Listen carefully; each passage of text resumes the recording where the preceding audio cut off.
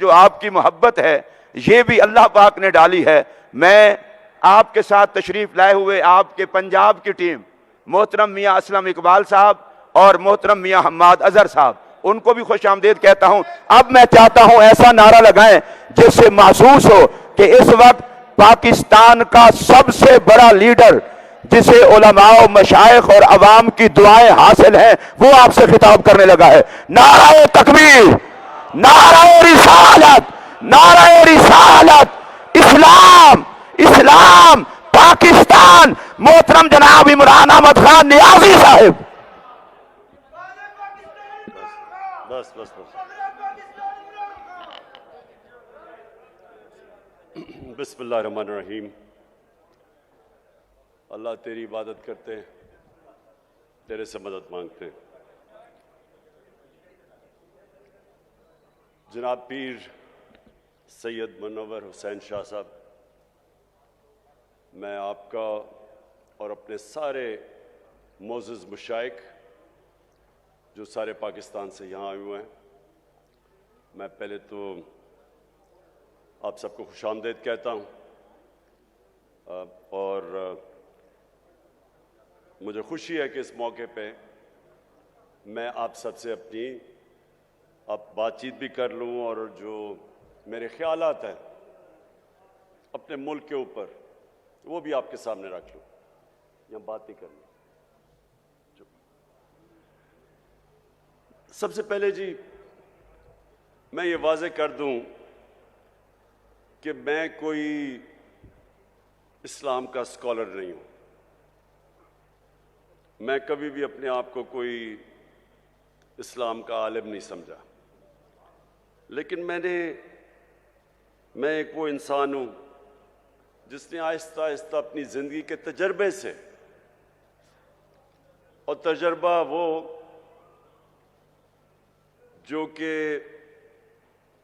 मेरी क्रिकेट की वजह से सारी दुनिया में मुझे फिरने का मौका मिला। मैंने अपनी यूनिवर्सिटी भी बाहर की और फिर कोई अपने 20-25 साल ज़िंदगी के आधा वक्त पाकिस्तान गुजारता था और आधा मुल्क से बाहर गुजारता था क्रिकेट की वजह से। तो मैंने अपनी ज़िंदगी के तजर्बे से और दुनिया को स्टडी करते हुए मैं अपने दीन की तरफ आहिस्ता आहिस्ता आता गया। और मैं जो बातें करता हूं वो मैं एक स्कॉलर की हैसियत से नहीं करता। वो इंसान जो अपने आप को बड़ा खुशकिस्मत समझता है कि अल्लाह एक अपना कभी किसी के ऊपर खास करम करता है तो उसको वो ईमान दे देता है। अल्लाह का जो सबसे बड़ा तोहफा, मैं अपने बेटों को भी ये बताता हूं कि अगर किसी जो सबसे बड़ी नेमत अल्लाह किसी को दे सकता है वो है ईमान की। बोला नहीं है, वो है ईमान की। अगर ईमान इंसान को दे देता है, मेरी नजर में, फिर से मैं एक स्कॉलर नहीं अपनी हैसियत से बात कर रहा हूं, वो इंसान को आजाद कर देता है।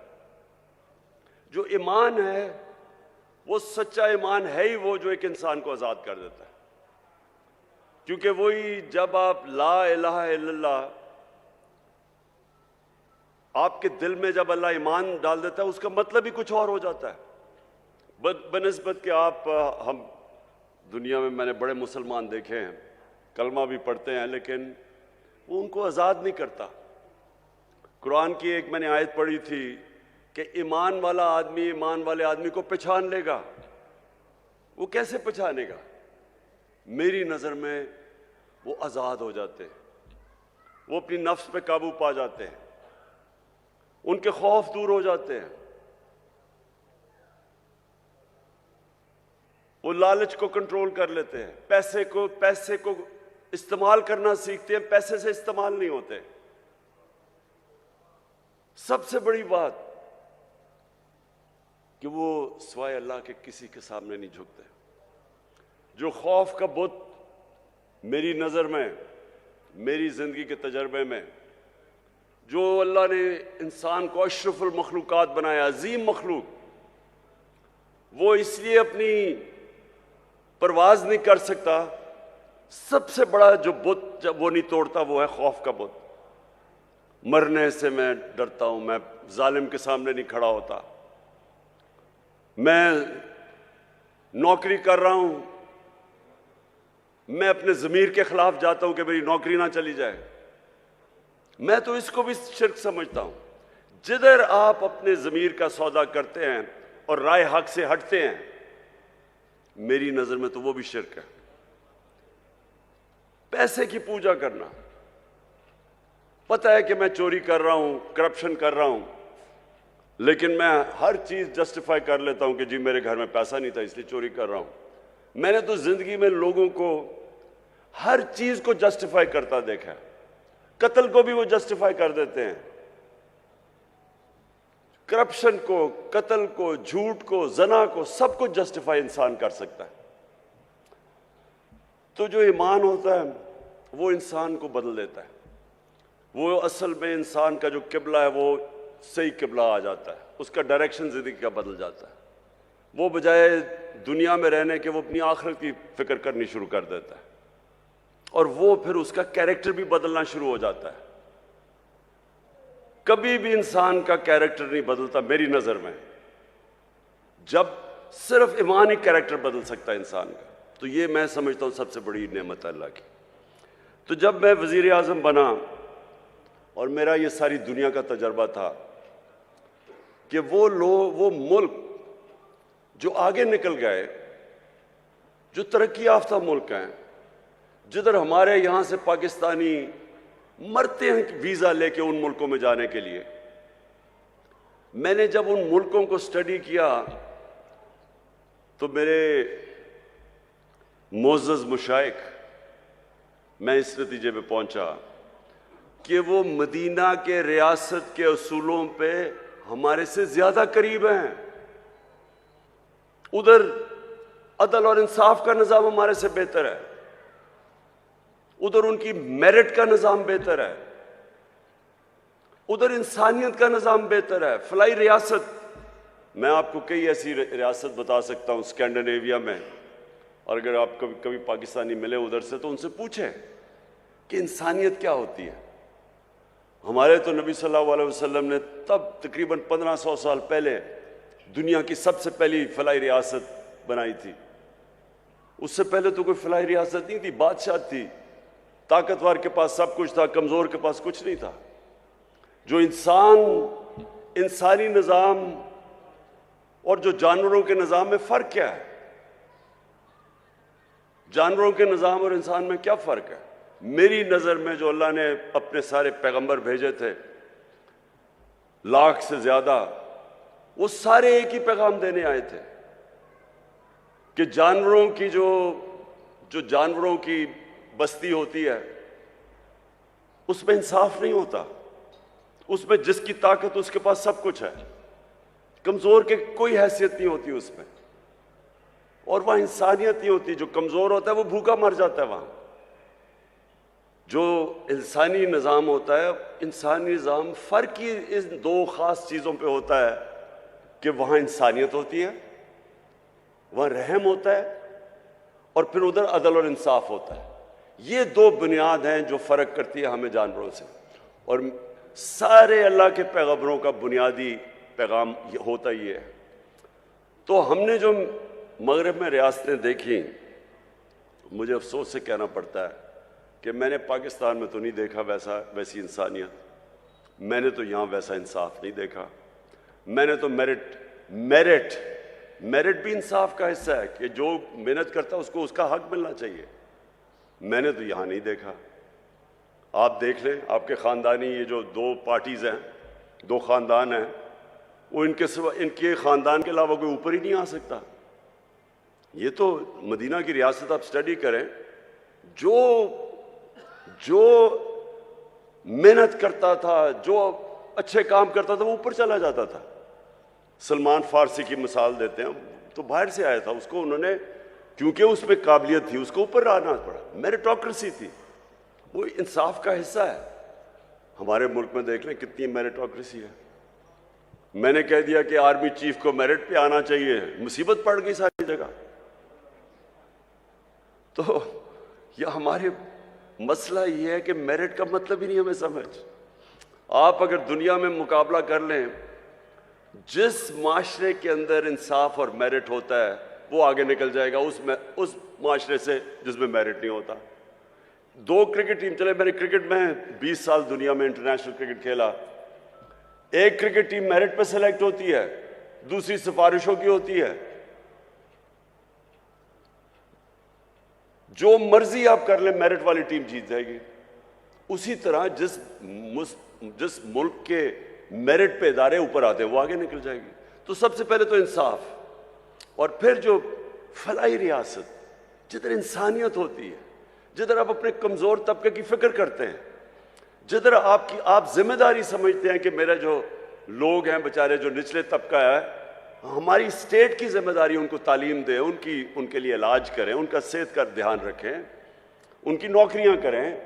ये आज आप यूरोप चले जाएं, बरतानिया चले जाएं, आप इन मुल्क को, अली पीछे हो, आप दुनिया में चले जाएं, हर जगह के ऊपर आपको यही नजर आएगा कि बेहतर उनका सिस्टम, सोशल सिक्योरिटी सिस्टम बेहतर है, फलाई रियासतें हैं। वहाँ अदालतों में जाओ, वहाँ अदालतों के अंदर कमज़ोर से कमज़ोर आदमी की अदालत के अंदर उनको इंसाफ मिलता है। तो मैं जब मदीना की रियासत की बात की, और पहले नहीं की, जब हमें हुकूमत मिली तब मैंने शुरू किया। तो ये मैंने लोगों को समझाने की कोशिश की कि देखें, जो वो असूल थे जिसके ऊपर मेरे नबी सल्लल्लाहु अलैहि वसल्लम ने मदीना की रियासत खड़ी की थी, क्यों अल्लाह हमें हुक्म करता है कि नबी की सुन्नत पे चलो? क्यों उसका हुक्म है? हमारी बेहतरी के लिए। अल्लाह को तो बेनियाज है, अल्लाह को तो आप फायदा नुकसान नहीं पहुंचा सकते, लेकिन ये हमारी बेहतरी के लिए कि अगर हम उनकी सुन्नत पे चलेंगे तो हमारी बेहतरी होगी। क्योंकि मदीना की रियासत में, ये भी हमारे लोगों को नहीं पता, दुनिया की तारीख का सबसे बड़ा वो इनकलाब था। दुनिया की तारीख में इतनी बड़ी तब्दीली नहीं आई। 622 और 632 के बीच में वो लोग जिनकी कोई हैसियत नहीं थी, वो दुनिया के लीडर्स बन गए। तारीख का हिस्सा है, ये भी हमारे लोगों को नहीं पता। 10 सालों के अंदर सिर्फ 1200 से 1300 लोग जंगों में मरे थे, दोनों तरफ। जो जंगों के अंदर दोनों तरफ कैजुअल्टीज हुई थी वो 1200 से 1400 थी। लेकिन उसी टाइम में सारा अरब बदल गया, और वो लोग जिस तरह उन्होंने दुनिया की लीडर्स बन गए, फिक्री इनकलाब आया था। तो वो क्या चीजें थी, वो उन्होंने हमारे नबी सल्लल्लाहु अलैहि वसल्लम ने किस तरह उनको चेंज किया, उनका कैरेक्टर कैसे बदला, ये हमारे लोगों को नहीं पता आज। मैंने इसलिए रहमतुल आलमीन अथॉरिटी बनवाई, बड़े बड़े आलम को हमने ऊपर बैठाया, हमने कहा करिकुलम डेवलप करो, स्कूल के बच्चों को सीरत नबी सिखाओ, 8, 9 और 10 क्लासेस के अंदर कोर्स स्पेशल डेवलप करो, यूनिवर्सिटीज के अंदर रिसर्च करवाओ, कॉलेजेस के अंदर डिबेट्स हो, पता चले हमारे नौजवानों को कि क्या इतना बड़ा इनकलाब कैसे आया था, कैसे दुनिया मुसलमानों ने ट्रांसफॉर्म कर दी थी। 1000 साल तक मुसलमान दुनिया की सबसे बड़ी पावर थे। वो क्या चीज थी? क्यों ऊपर, फिर मुसलमान जब ऊपर भी गए फिर नीचे क्यों आए? इकबाल ने जो शिकवा और जवाब शिकवा लिखा, क्या कहने की कोशिश कर रहा था कि हम ऊपर क्यों गए और फिर हमने क्या, वही मदीना के रियासत के उसूलों से पीछे हटे, हम नीचे आ गए। और आज हम फिर कैसे अपने लोगों को ऊपर ला सकते हैं? इसलिए हमारी कोशिश थी कि ये अथॉरिटी बना के हम सारे मुल्क के अंदर लोगों को समझाएं, अपने यूथ को, नौजवानों को, फिर उनका कैरेक्टर बिल्डिंग करें। इस वक्त हमारे बच्चों के ऊपर जो प्रेशर है, मैं अपने मोअज़्ज़ज़ मशाइख आप सबके सामने कह रहा हूं, मोबाइल फोन ने दुनिया बदल रहा है। मोबाइल फोन के ऊपर जिस तरह का मटेरियल आज है, इंसानी तारीख में बच्चों के पास इस तरह की चीजें नहीं है। पोर्नोग्राफिक मटेरियल है, हर किस्म का गंद है, फायदा भी है, इल्म भी है, लेकिन दूसरी तरफ हर किस्म का उसमें एक्स रेटेड मटेरियल है जो बच्चों को कभी इंसानी तारीख में बच्चों को ये चीजें नहीं देखती थी। अगर अब हम अपने बच्चों की तरबियत ना करें, और मैं समझता हूं कि तरबियत हो ही एक तरह सकती है कि हम सीरत नबी से बच्चों को पढ़ाएं, उनका कैरेक्टर बिल्डिंग करें। एक चीज है जिस तरह हम अपने बच्चों को बस अपने बस बच्चों को अभी से उनकी तैयारी करवाएं अपनी हिफाजत करने के लिए कि जिस तरह का ये है। और मैं आपको बता रहा हूं, मैं जब प्राइम मिनिस्टर था, मैंने जब आईजीज को बुलवाया, उनसे पूछा कि बताएं कौन सी जुर्म तेजी से बढ़ रहे हैं। तो हमारे ज़माने जब मैं 4 साल पहले की बात कर रहा हूं, तो जो सेक्स क्राइम्स हैं ये तेजी से बढ़ रही है पाकिस्तान में। बच्चों से जो ज्यादती हैं वो बढ़ रही हैं, और वो इसकी बहुत बड़ी वजह मोबाइल फोन है। लेकिन हमें अब अपनी बच्चों की तरबियत की जरूरत है। और मैं फिर से कहता हूं कि एक ही तरीका है, हम अपने बच्चों का कैरेक्टर बिल्डिंग कर सकते हैं सीरत नबी से। और मैं दूसरी बात कहता हूं कि देखें, मुझे बार बार कहा जाता है कि आप बड़ी जिद्दी हैं, आप कि आप ये नहीं करिए, जो लोगों ने करप्शन की हुई है बस इनको छोड़ दें, इनको माफ कर दें, इनके ऊपर ना बात करें, मुल्क का सोचें। मुझे बड़े बड़े, जो मैं हुकूमत में भी था तो मुझे प्रेशर पड़ता था कि जी एनआरओ दे दो इनको। देखिए, ये भी आपके लिए बहुत ज़रूरी है कि मेरे जो मोअज़्ज़ज़ मुशाइख हैं, आपको लोगों की तरबियत करनी चाहिए। देखें, हमारे नबी सल्लल्लाहु अलैहि वसल्लम रहमतुल लिल आलमीन थे, उनसे ज़्यादा रहम करने वाला इंसान नहीं था जिसको अल्लाह ने कहा कि सारी दुनिया के लिए रहमत बन के आए, मुसलमान हो या नहीं हो। लेकिन उनको जो सबसे ज़्यादा रहमत करने वाले इंसान थे, रहम करने वाले इंसान थे, जब फतह मक्का हुई उन्होंने उन सारे कुफार को माफ़ कर दिया जिन्होंने मुसलमानों पे बड़ा जुल्म किया था, उनके ऊपर हर किस्म का तशद्दुद किया था, उनको हिजरत करनी पड़ी, उनके जिस तरह की मुश्किलात का सामना करना पड़ा। तो जब फतह मक्का हुई तो उनको बदला तो लेना चाहिए था, लेकिन रहमतुल लिल आलमीन ने सबको माफ कर दिया। लेकिन जब उनके पास एक आदमी आया और कहा कि देखें जी, ये कुरैश की लड़की ने चोरी की है, ये कुरैश की लड़की है, इसको माफ कर दें, तो तब उन्होंने कहा कि मेरी बेटी भी अगर चोरी करेगी उसको भी माफ नहीं किया जाएगा। यानी जिधर चोरी, आप जिस दिन चोरी को माफ करना शुरू कर दें, आप अपना माशरा तबाह कर देते हैं। उन्होंने जो उनकी हदीस है, अल्लाह के आखिरी पैगंबर की जो हदीस है, अच्छा, और मुझे ये भी नहीं समझ आती कि ये इसके ऊपर कंट्रोवर्सी क्यों है, जब कुरान में वाज़े लिखा गया है कि नबी सल्लल्लाहु अलैहि वसल्लम अल्लाह के आखिरी पैगंबर हैं, तो इसके ऊपर डिबेट क्यों है? जो नहीं मानता वो मुसलमान ही नहीं है। इस पे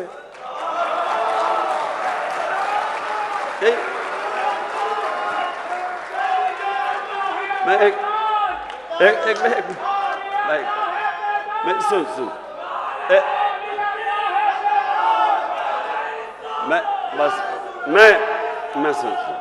मैं सिर्फ ये कह रहा हूं कि ये बार बार के जी वो फलाना कायदियानी है, किसी के ऊपर भी उंगलियां उठाई जाती हैं। मैं सिंपल बात कर रहा हूं, जिसने भी कुरान पढ़ी हुई है उसमें ये चीज तो वाज़े है ना कि मोहम्मद मुस्तफ़ा नबी सल्लल्लाहु अलैहि वसल्लम अल्लाह के आखिरी पैगंबर है, वाज़े है ये। तो इसके ऊपर तो डिबेट ही नहीं है। हम ऐसे कि कभी किसी के ऊपर उंगली उठाते हैं। अच्छा, तो मैं ये अब आपको देखें, ये बहुत जरूरी है हम सब के लिए ये जो वक्त है इस वक्त पाकिस्तान में, ये बहुत अहम वक्त है। वक्त क्या है कि हमारे मुल्क के ऊपर बैरूनी साजिश करके इस मुल्क के वो नामवर डाकुओं को ऊपर बिठा दिया गया है जो 30 साल से चोरी कर रहे हैं। मुल्क आते हैं, हुकूमत करते हैं, मुल्क को लूटते हैं, वापस बाहर चले जाते हैं, फिर एनआरओ लेके फिर वापस आते हैं, फिर चोरी शुरू कर देते हैं, फिर बाहर चले जाते हैं, पैसा मुल्क का बाहर ले जाते हैं। अब मैं सवाल ये पूछता हूं कि अगर एक बहसियत माशरा हम इस जुल्म और नाइंसाफी के खिलाफ अपनी आवाज बुलंद नहीं करते और इसका मुकाबला नहीं करते, हमारे और भेड़ बकरियों में कोई फर्क नहीं है। इससे बड़ा जुल्म क्या है? चोरी। आप ये ऐसे है कि आपके घर में कोई चोरी करे, चोरी करके चला जाए और थोड़ी देर बाद के जी मेरी चोरी माफ कर दो। कौन करेगा? आपका कोई घर लूट के जाए, माफ करेंगे उसको? कहेंगे पहले पैसे वापस करो। तो करप्शन तो मुल्क का पैसा चोरी है।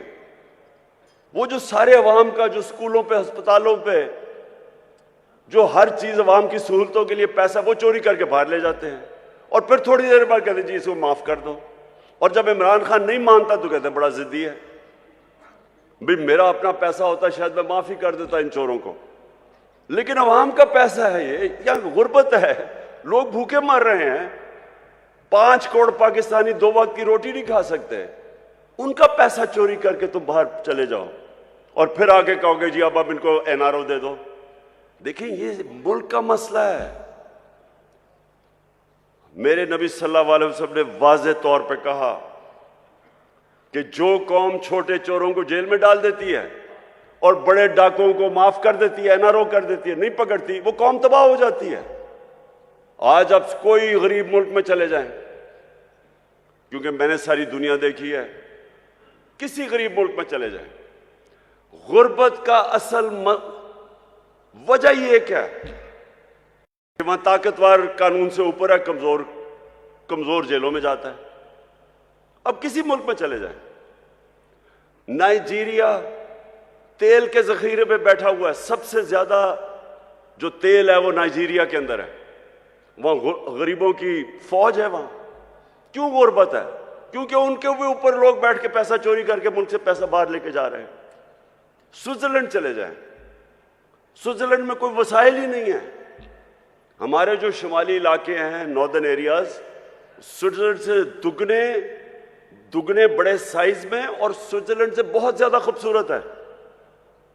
वो मुल्क जिसके पास है ही कुछ नहीं सिवाय पहाड़ों के, वो दुनिया का सबसे खुशहाल मुल्क है, क्योंकि सबसे ज्यादा दुनिया के अंदर इंसाफ स्विट्जरलैंड में है। सबसे ज्यादा कानून की हुक्मरानी स्विट्जरलैंड में। किसी ताकतवर की जरूरत नहीं है कि मुल्क का पैसा चोरी करके बाहर चला जाए। किसी ताकतवर का जरूरत है कि किसी की जमीन पे कब्जा कर ले या किसी के घर पे कब्जा कर ले। कानून है, इंसाफ है। हजरत अली रज़ी अल्लाह ताला ने फरमाया था कि कुफर का निजाम चल जाएगा लेकिन नाइंसाफी और जुल्म का निजाम नहीं चल सकता। हमारा ये मसला है आज। यहां कोई वसाइल की कमी नहीं है। ये अल्लाह ने हर किस्म की इस मुल्क को नेमत दी है, लेकिन ये मुल्क तब तक नहीं चलेगा जब तक हम मिलके अपने मुल्क को उन असूलों की तरफ लेके जाएं जिसके ऊपर मदीना की रियासत को खड़ा किया था मेरे नबी ने। तो मैं आप मुशाइख, मोअज़्ज़ज़ मुशाइख, मैं ये चाहता हूं कि आप ये मेरे साथ मिलके ये मुल्क की हकीकी आजादी के लिए जहाद लड़ें। जैसे अब बस बस बस बस बस बस बस बस बस बस बस मैं ये पीर मुनव्वर साहब,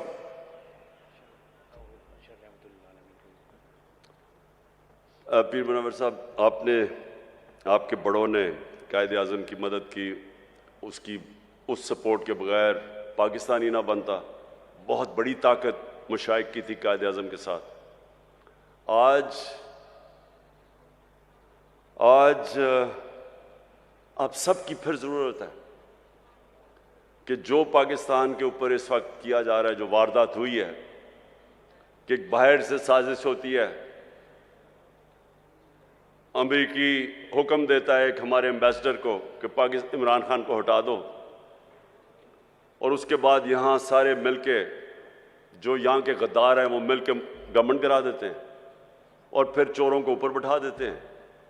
और अगर हम इसको तस्लीम कर जाते हैं तो हमें ये बड़ा वाज़े हो जाना चाहिए कि हम अपने मुल्क की मुस्तकबिल की कब्र खोद रहे हैं। इसलिए ये जो आने वाले दिन हैं, इसमें आप सबको अपनी ड्यूटी देनी पड़ेगी अपने मुल्क के लिए।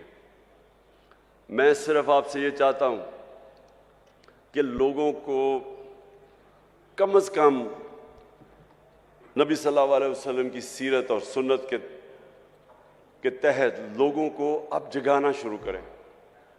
उनकी सब कुछ उन्होंने जो असूल बनाए हुए हैं कि मुल्क चलता कैसे है, अदल और इंसाफ क्या होता है, इंसानियत क्या होती है, वो आप लोगों को आपको ज़रूर तबलीग करनी चाहिए इस वक्त, क्योंकि ये टाइम नहीं है। हम बड़ी तेज़ी से नीचे जा रहे हैं। अभी शहबाज शरीफ ने जाके अमेरिका में माफिया मांगी है कि जी खुदा के वास्ते हमें पैसा दे दो, नहीं तो हमारा मुल्क तबाह हो जाएगा। सोचे इतनी मेहनत करके साजिश करके 5 महीने पहले गवर्नमेंट आती है, आज सारी अमेरिकनों को वहां जाके कह रहा है कि जी खुदा के वास्ते हमारी इमदाद कर दो, नहीं तो मुल्क का दिवालिया निकल गया, नहीं तो हम अपने कर्जे नहीं वापस कर सकते। सवाल तो इनसे ये पूछना चाहिए कि आपके सारे पैसे अरबों डॉलर सारी दुनिया को पता है बाहर पड़े, मुल्क के लिए पैसे मांग रहे हो, अपना पैसा बाहर रखा हुआ है, दूसरों को कह रहे हो कि मुल्क में पैसा लेके आओ और अपना पैसा बाहर ले गए हो। तो मैं आखिर में सबसे अभी से ही मैं अपनी हुकूमतों को, 4 हमारे पास हुकूमतें हैं, गिलगित बल्तिस्तान, आज़ाद कश्मीर, पख्तूनख्वा और पंजाब, इंशाअल्लाह हमने पिछले साल भी और इस साल भी भरपूर तरीके से 12 रबीउल अव्वल बनाएंगे। और जब हम 12 रबीउल अव्वल बनाएंगे तो इसी में अपने नौजवानों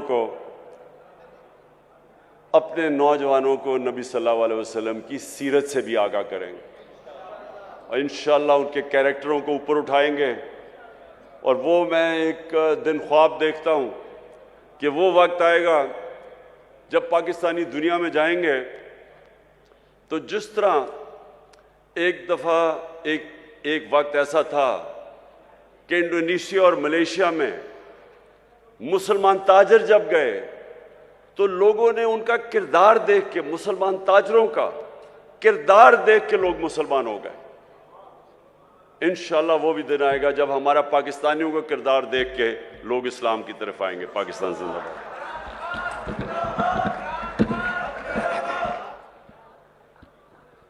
मैं पीर सैयद मुनव्वर हुसैन शाह साहब किबला से गुजारिश करूंगा दुआ फरमा दें।